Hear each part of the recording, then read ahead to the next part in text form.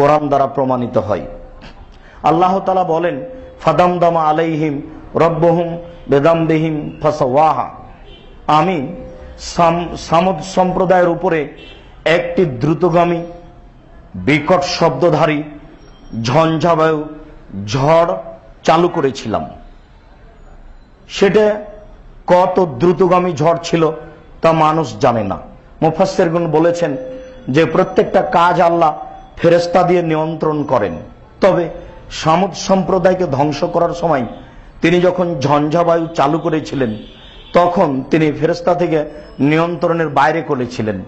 কত জোরে ছিল সেই বাতাস তা ফেরেশতার জানা ছিল না, এবং ফেরেশতা তা কন্ট্রোল করতে পারবেন না বলেই তার হাত থেকে নিয়ে নিয়েছিলেন।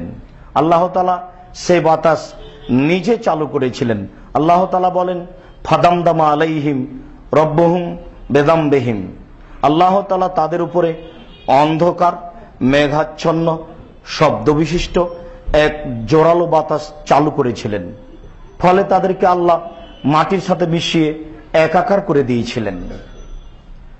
যে জায়গা দিয়ে গেছে সেই জায়গায় পাহাড়, লোহা, পাথর, মানুষ, গাছ কোনো কিছু ছিল না বলে আল্লাহ তাআলা উল্লেখ করেছেন। এরপরে আল্লাহ তাআলা বলেছেন, ওয়ালা ইয়াখাফু উকবাহা।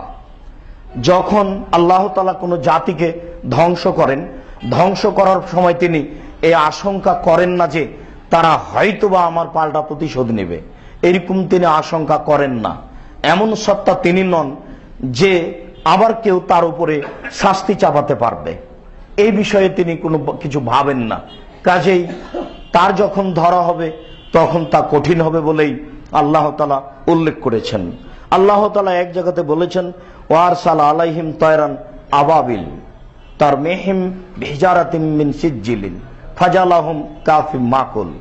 যখন আব্রাহা জুলুম অত্যাচার করেছিল, ঘরটি ভাঙার জন্য এসেছিল এমান থেকে, তখন আল্লাহ তাআলা তাদের উপরে ঝাঁকে ঝাঁকে পাখি পাঠিয়েছিলেন। আবাবিল নামে কোনো পাখি নেই। আবাবিল শব্দের অর্থ হচ্ছে ঝাঁকে ঝাঁকে। মানুষ তো আর জানে না যে আবাবিল মানে কি, তারা ধরে নিয়েছে আবাবিল মনে হয় কোনো পাখি, এই জন্য তারা বাড়ি গাড়ির নাম রাখছে আবাবিল।